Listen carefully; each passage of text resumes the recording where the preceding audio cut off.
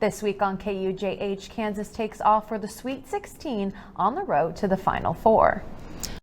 Lawrence celebrates the first St. Patrick's Day parade since the COVID-19 pandemic. And a breakout sophomore KU baseball player comes back for year 2. All this and more on KUJH. Live from the studio in Stauffer Flint at the University of Kansas, you're watching KUJH News. Welcome back to KUJH. I'm Mackenzie Laporte. And I'm Alyssa Wingo. With wins over Texas Southern and Creighton in the first and second rounds of the NCAA tournament, the Kansas men's basketball team is headed to Chicago for the Sweet 16. KUJH sports reporter Andrew Lind was at Allen Fieldhouse earlier this afternoon and watched the team load the buses. Andrew? Mackenzie, Alyssa, the KU men's basketball team just left Allen Fieldhouse moments ago en route to the Topeka airport and ultimately to Chicago, where they will face the number 4 seeded Providence Friars on Friday.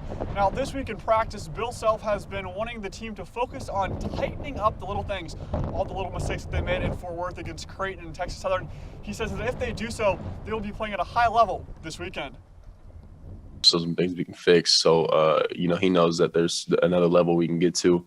And if we tighten things up, which we will this week, that we can be a really good team and a tough team to beat.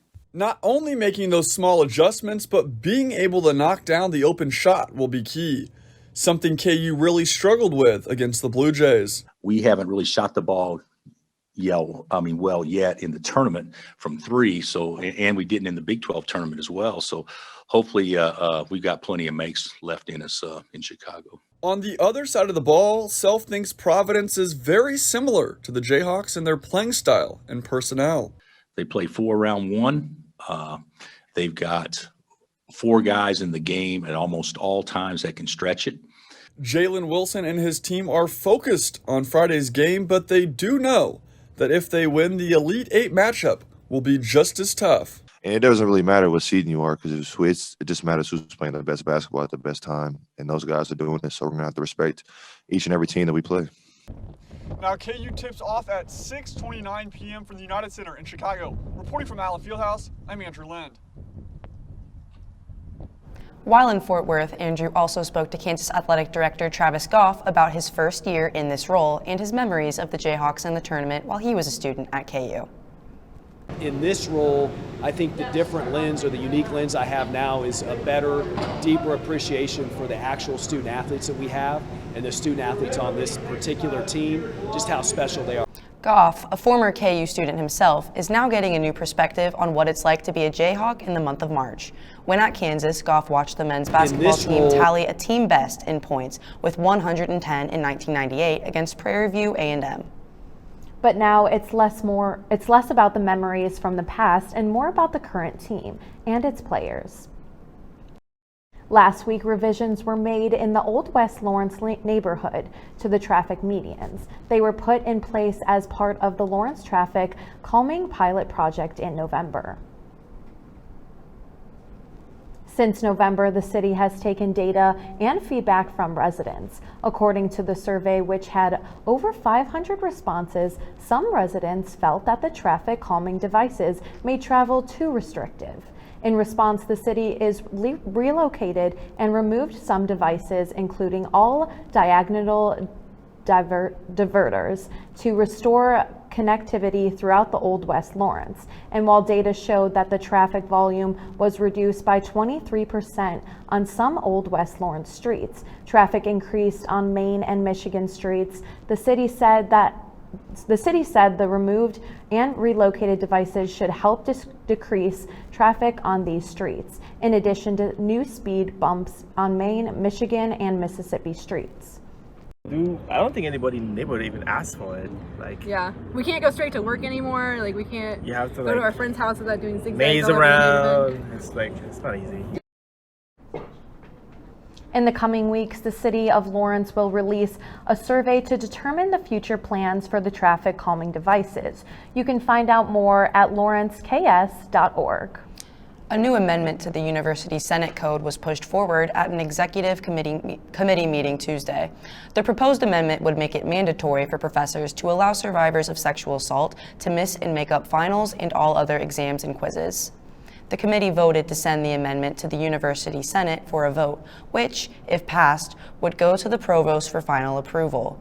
Faculty Senate member Annie Cocobobo and her colleagues drafted it and hope it provides acknowledgement to survivors in the difficulties they may face academically.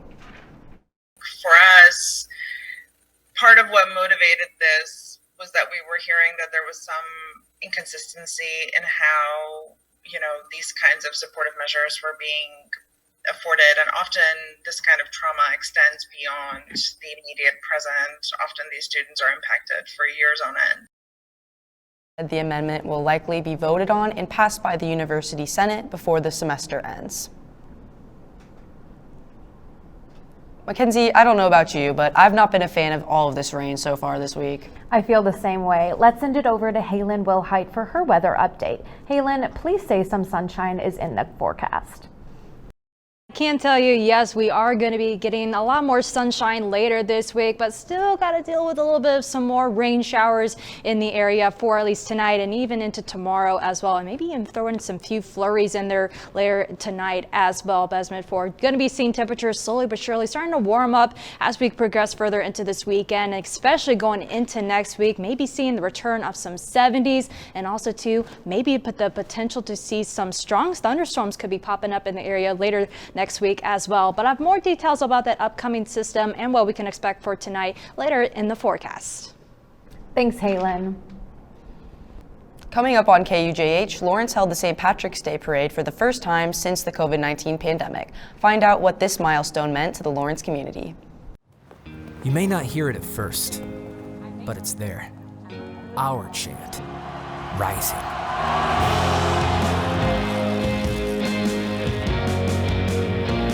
On this summit, callings converge, voices unify into a chorus that sounds out for good, for greatness.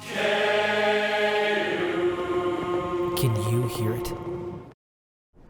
Welcome back to KUJH. Earlier this month, Douglas County's mask mandate expired amid declining COVID-19 cases. This happened in the lead up to the annual St. Patrick's Day Parade. We now send it over to KUJH reporter Gabriel Johnson. Gabriel, how was this year's parade impacted by these events? Thanks, Mackenzie. It's been 2 years since the worldwide shutdown, and COVID mandates and regulations are finally nearing an end. With the shutdown happening on the week of St. Patrick, it was only fitting that the St. Patrick's Day Parade came back in style this year. Last Thursday, Lawrence hosted its 35th annual parade, so I headed down to Mass Street to check it out. After canceling in 2020 and 2021, the annual St. Patrick's Day Parade returned to Lawrence last Thursday. It's great seeing everyone back out here again. We haven't had this in years, so especially last year with COVID, so it's great to see everybody back out here again. It feels one step closer to normal. The Lawrence St. Patrick's Day Parade Committee has worked throughout the years to organize fun events for the community. Since 1998, the committee has put on a parade for Lawrence, but aside from the parade, the committee donates all money from their events to charities for the youth. Some of these charities include the Lawrence Public Library, the Watkins Museum of History, and the Jeffersons Foundation.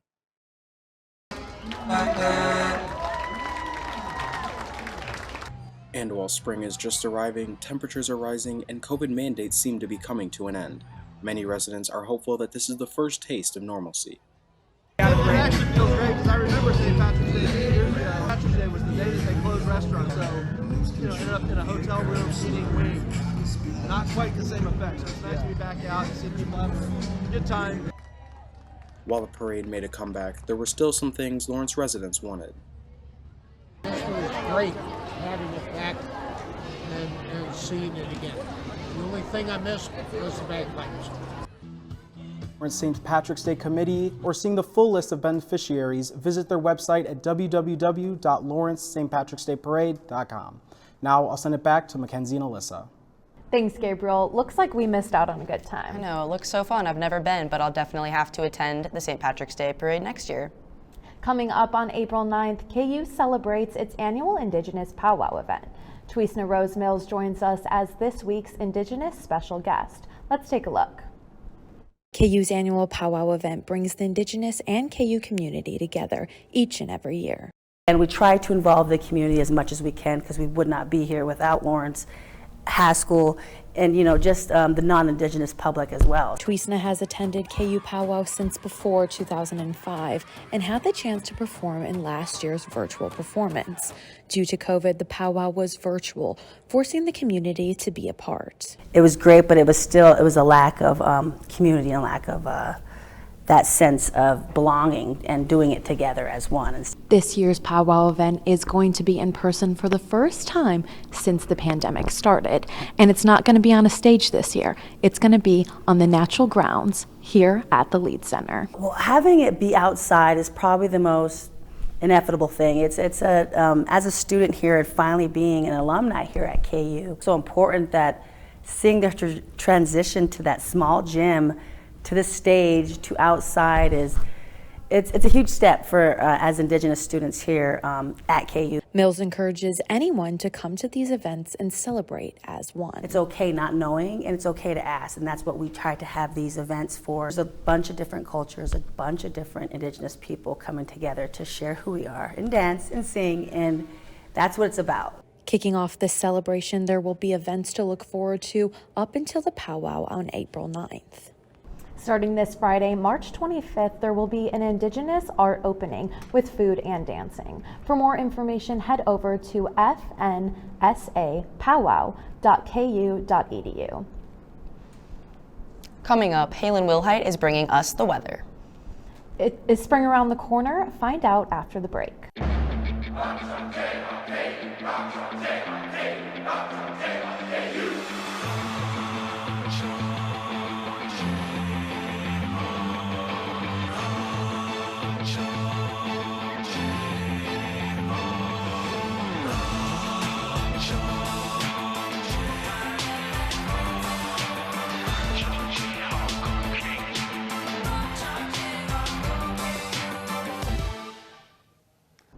Welcome back to KUJH. Alyssa, we talked earlier about all the rain we were seeing earlier this week, but that's looking like it might improve looking forward. That's right. Let's send it back to Halen Wilhite, who is going to tell us what we can expect outside over the next week.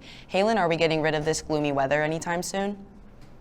Yes, good news is that looking ahead later this week, we are going to be seeing some clearing out of the skies eventually, but unfortunately for tonight, still dealing with a little bit more of that gloomy weather and going into early morning hours of tomorrow as well. And also could throw in a couple chances for some light snow later this evening as temperatures are going to get very close to that 32-degree freezing point. But focusing on right now, it's not really raining out there. We are still dealing with those overcast skies all across the Lawrence region. And here's a look at that satellite and radar. Still dealing with plenty of this gloomy weather, unfortunately, and still seeing a little bit of those bands of rain that are going to be making its way down to our region later this evening. We'll still be dealing with those on and off showers as we progress further through this evening and still see the chance of that snow later. But temperatures a little bit more on the chillier side compared to earlier this week. We are still holding on to those 40s across the region. We got 41 degrees in Lawrence, Kansas, 39 degrees in Leavenworth, Kansas, and 41 degrees down in Ottawa. And wind speeds are blowing out there. We've got those northwest winds blowing between 20 to 25 miles per hour. Some areas closer to 14 to 15 miles per hour, especially down south. But we will still continue to deal with those stronger winds later this evening. And of course, with those winds, feels a lot colder out there. It actually feels like 32 degrees outside, feeling like it is freezing out there. I know earlier today I had to put on my coat because it is just so cold out there, but that's all because of that wind out there. But so far we've only reached a high of 41 degrees and a low of 38 degrees this morning, which is a little bit below our average for this time of the year. We should be at least in those upper 50s, but now looking to get back into those upper 50s until later this week, especially once we get into Friday and Saturday. But good news is that looking ahead, 70s later next week and maybe even the chance for some storms, but still, unfortunately, going to deal with this cooler weather for tonight and going a little bit ahead into tomorrow as well. Still dealing with this low pressure system, bringing in all this rain we've been continuously seeing for the past 48 hours and still seeing those rain totals at least getting close to 2 inches of rainfall for the Lawrence region, which has been much needed rainfall as we have been very dry for the past several of weeks. So we've been really needed this rain, but I know it is a little bit of a nuisance out there.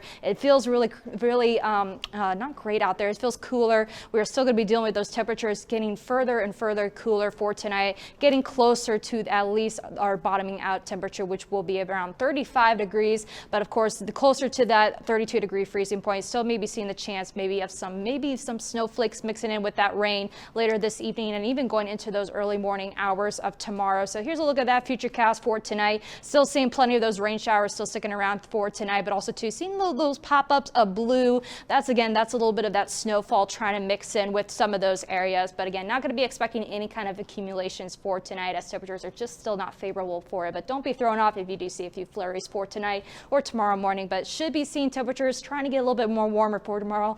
45 degrees will be our high, but also mostly cloudy skies still. Maybe finally good towards the end of tomorrow, maybe seeing that sun making a comeback. But of course, going to be seeing those clearing out conditions going into this weekend, but then next week, maybe some severe weather potentially. Still a little bit of a ways out, so of course things can change between now and then, but it's definitely seeing a little bit of a trending pattern, maybe tracking a low pressure system that could be bringing some scattered showers and thunderstorms to the region next week. But of course, all before that, going to be enjoying a lot more of some warmer temperatures still for the next couple of days, at least for tomorrow, 40s. Then by Friday, finally making a break for those upper 50s, and we'll stay in those 50s until about Sunday, and going into Monday and Tuesday next week, 70s finally returning this week. And then of course going into Tuesday, that's when we'll see our warmest day this week, and then that's when we'll maybe see our chance for the potential for some scattered showers and thunderstorms in the region, even going into Wednesday as well. But much nicer weather is ahead for us next week. I hope this forecast puts a smile on your face. What do you say, guys? I mean, it absolutely looks like it's going to start getting warmer. I was a little disappointed when I came back from spring break and it was cold and rainy. So. Yeah, I don't like the sound of snow, but it is looking like it's going to get in the 70s. Eventually. So. All right, so stay tuned after the break for a look at how one KU baseball player is growing into a team leader. In 2018, 22 billion water bottles ended up in a landfill. A smart way to prevent waste is by using a reusable water bottle. A reusable water bottle is an easy way to have water without using plastic. A reusable water bottle is an alternative with many benefits. Some benefits include saving money, durability, and helping the environment. Staying hydrated is important, so you might as well save the environment and your pocket while doing so. Welcome back to KUJH. Now let's send it over to Reese Dunker, who is going to give us a look at 2 incredible seasons for some KU athletes. Reese? Thanks, Alyssa. It was a busy weekend in KU sports where the men's basketball team advanced to the Sweet 16 and the women's team fell just short, losing to Stanford in the round of 32. And in the NFL, the Kansas City Chiefs traded star wide receiver Tyreek Hill to the Miami Dolphins earlier this morning for 5 draft picks. But first, the KU baseball season is well underway and the Jayhawks are receiving major offensive contributions from a specific source. Sam Lance looked into why this player is having such a great season. Sam? Young Kansas Jayhawk is emerging as a leader for the KU baseball team. Sophomore shortstop Maui Ahuna, who is regarded as a top prospect for the 2023 MLB draft, has been on fire to start the season, propelling KU to an 8-10 record. Yeah, he's really grown and really matured from a year ago. He's improved his baseball IQ. His work ethic's much better than it was a year ago when he got here. He's worked hard in the weight room. That has certainly shown right here at Hoagland Ballpark. Entering the week, Ahuna is leading KU in several major offensive categories, including his .463 batting average, 3 home runs, and 19 RBIs, all which lead Kansas baseball. Here's what he said makes him such an effective and electric shortstop for the Jayhawks this season. I'm gonna be honest, I'm very smooth. But it's suave. It's called suave. It's be smooth. Smooth is quick. Quick is smooth. As far as Ahuna's leadership, the sophomore said he and Tavian Josenberger are 2 guys who will need to step up. When they play well, KU plays well. Price said Ahuna is still growing into this leadership role. You have to play the game within the game at our level to be a really good college player at shortstop, and he's made great progress in that area. His skill set is definitely big time, and now he's starting to make progress with the mental side of the game as well. KU baseball has an away game against Wichita State today at 6 p.m. and a road series at Oklahoma State this weekend. Ahuna will look to continue his hot start and help the Jayhawks pick up a couple wins. Senior swimmer Kate Stewart capped off an exceptional career, competing in her first ever NCAA Division I swimming championships on Friday, March 19th. Caroline Soro walks us through how Stewart's confident mindset defined her career as a Jayhawk. Kate Stewart has excelled in her 4 years at KU and qualified for the recent NCAA Division I swimming championships, but her recipe for success begins before she even gets in the water. Thinking of it more like just doing what I know how to do instead of trying to do something crazy for my race. I think that's really helped me because it makes me more confident. And confidence is key for Stewart. Staying true to herself distracts from the pressure of high-level meets. I've just found that that's been a good mindset for me because it helps me just relax and trust myself and trust my training. Stewart's mental approach to competition has set her up for success throughout her entire career as a Jayhawk. She is a decorated athlete and holds school records in the 100-yard breaststroke, 200-yard breaststroke, and 200-yard individual medley, and 2 of them have been set in these very waters in the Robinson Center pool. Though her time as a Jayhawk is coming to an end, Stewart can use the things that she learned in and out of the water in the future. The leadership in that aspect is a big one, and then confidence, and definitely just the discipline to be able to do this for 20 hours a week definitely translate into, I know what it takes just in general, that you have to put in the time to be successful at something. And what Stewart accomplished at KU is something Kansas Swim and Dive can build upon in the future. Reporting for KUJH, I'm Caroline Soro. Stewart decided not to come back for her 5th season with KU next year and is looking to pursue a career in elementary education when she graduates in May. Congratulations to you, Kate Stewart, on an excellent career. That wraps up our KUJH Sports Update. Now let's send it back to Mackenzie and Alyssa. Thanks, Reese. Coming up, we'll look at a library with a unique way to get kids into reading. Find out more after the break. From adversity, we rose. We made history and became pioneers, voyagers, champions, Jayhawks. And when our chant rises, haunting and hallowed, Jayhawks are telling the world what's near. Victory. Welcome back to KUJH. Singing Sarah, a music therapist, helps the children of Lawrence learn to read while singing and dancing with their parents. Olivia Acree shows us how her work educates local children.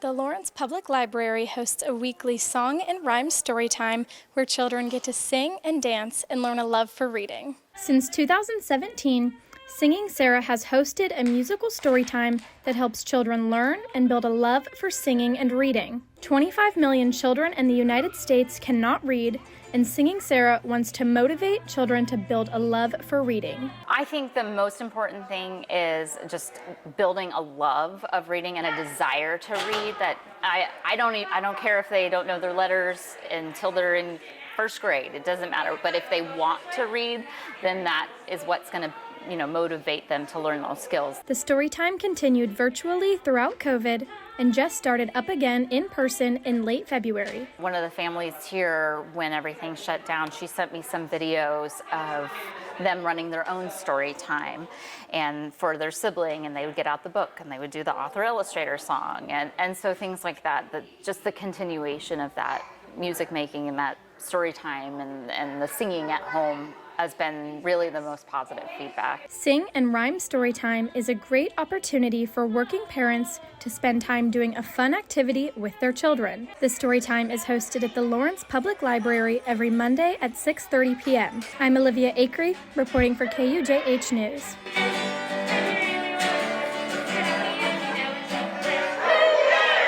Thanks, Olivia. Wow, I mean, it always seems like music is such a great way to teach kids new things. I know, and I'm glad that this event is back in person for the kids and parents.